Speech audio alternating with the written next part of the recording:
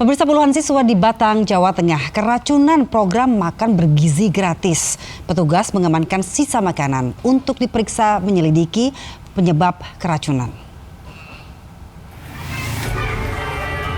Puluhan siswa mulai dari TK, SD hingga SMP di Batang, Jawa Tengah keracunan makanan dari program MBG. Siswa mengaku langsung mual, pusing hingga diare usai menyantap mie dan sayur sawi yang terasa mulai bau dan akan basi.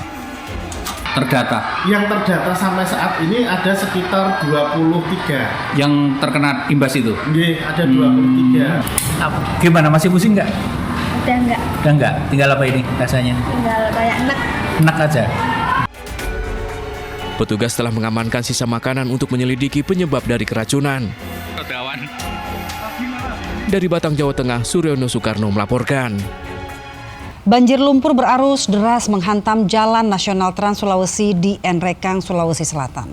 Sejumlah kendaraan terjebak arus banjir memicu kepanikan pengendara.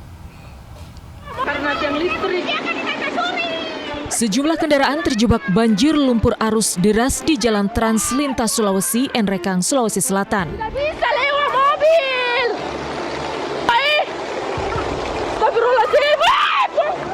Derasnya arus nyaris menyeret mobil, memicu kepanikan pengendara dan penumpang. Banjir lumpur terjadi usai hujan deras 5 jam. Akses jalan nasional penghubung Nrekang dan Tanah Toraja lumpuh total. Puluhan sepeda motor mogok dan ratusan mobil, bus, dan truk terjebak macet berjam-jam. Banjir di jalur Trans Sulawesi ini dipicu tingginya debit air dari pegunungan. Dari Nrekang, Sulawesi Selatan, Jufri Tonapa, iNews melaporkan. Tak hanya di Nrekang, pemirsa, banjir dan longsor juga melanda Kecamatan Bongga Karadeng, Tanah Toraja, Sulawesi Selatan. Tebing dekat wisata Olon longsor dan menghantam truk rombongan wisatawan berpenumpang 28 orang. 7 orang luka parah dan belasan luka ringan.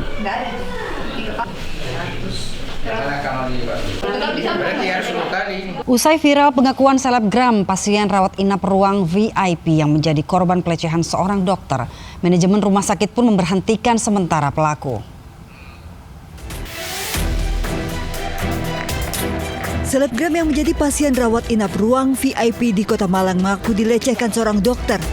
Modus pelaku memeriksa rekam jantung, namun korban diminta tanpa pakaian direkam dan dilecehkan. Manajemen rumah sakit pun melakukan investigasi internal dan memanggil dokter berinisial Y.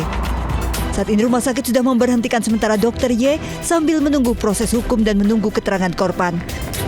Sayangnya manajemen memilih menunggu dipanggil pihak terkait termasuk ID.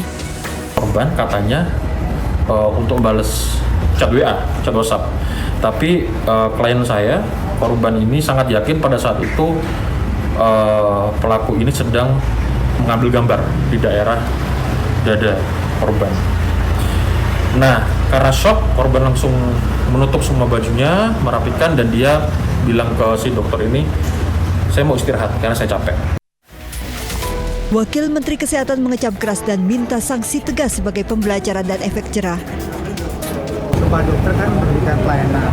Dari zaman dulu saya juga dokter, saya juga belajar kedokteran. Jadi saya tahu bagaimana kita dididik etika untuk menjalankan profesi ini.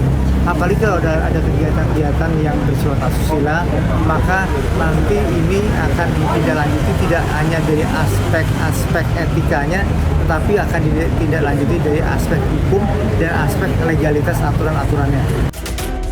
Polisi sudah mengetahui dan mempelajari kronologi kasus ini namun masih menunggu laporan korban. Dari Malang, Jawa Timur, Denny Irwansyah, iNews melaporkan. Ratusan pedagang kaki lima di Tambora, Jakarta Barat ditertibkan petugas. Keberadaan ratusan PKL di atas trotoar dan bahu jalan ini kerap menyebabkan kemacetan.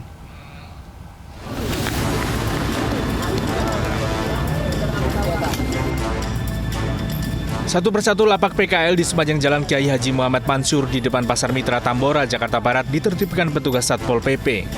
Sejumlah pedagang memindahkan perlengkapan dan mengemasi barang-barang dagangan mereka agar tidak disita petugas.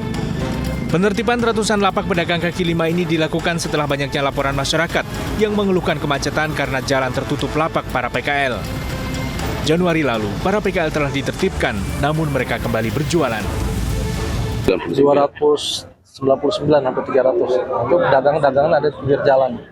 Gerobak-gerobak, lapak-lapak, di lapak bensin ataupun yang lain. Para pedagang mengaku kecewa dengan penertiban yang dilakukan oleh petugas.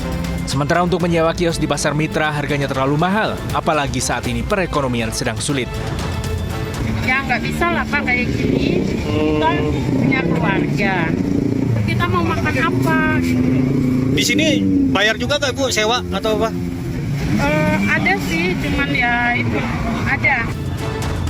Para pedagang berharap Pemkot Jakarta Barat menyediakan lokasi untuk berdagang agar mereka bisa tetap berjualan. Dari Jakarta, Miftahul Gani, iNews, melaporkan.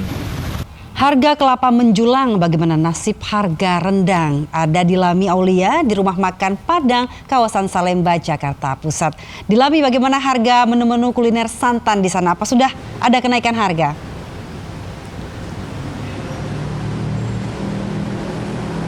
Ya, Dian dan juga pemirsa, harga santan kelapa belakangan ini mengalami kenaikan. Dari awalnya harga Rp18.000 per butir, kini mencapai Rp25.000 hingga Rp30.000 per butir. Tentu Dian, ini juga akan sangat berpengaruh ya terhadap masakan yang berbahan dasar santan, terutama masakan Padang. Restoran Padang, dan saat ini saya sudah bersama dengan Mas siapa ini pemilik dari restoran Padang? Davon. Mas Davon, ini kalau untuk masakan berbahan dasar santan ini apa saja sih Mas, bisa ditunjukkan mungkin? Seperti ini, dia nih ayam gulai. Oh ini ayam gulai pakai santan ya, terutama paling utama pakai santan. Sama ini rendang, rendang juga pakai santan terutama ya. Oke, ini kan harganya santan ini lagi tinggi ya Mas ya? Iya betul. Tapi tetap harus pakai santan, karena kan bahan dasarnya santan ini. Gimana sih menginisiasinya atas kenaikan harga santan ini untuk masakan? Kalau untuk saat ini ya, mungkin harga masih standar lah, masih belum ada kenaikan juga. Tapi untuk kedepannya kita belum tahu pasti. Kita sesuaikan saja ya, sesuaikan karena mungkin kita penjualan akan lebih kurang juga kalau misalnya santan kita naik ya. Terima kasih banyak ya. Nah pemirsa, memang kenaikan dari harga santan ini tentu sangat berpengaruh.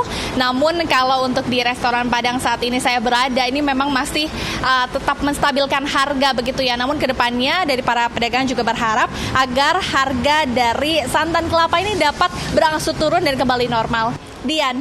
Baik, terima kasih Dilami Aulia melaporkan langsung dari Salemba, Jakarta Pusat. Selamat bertugas kembali.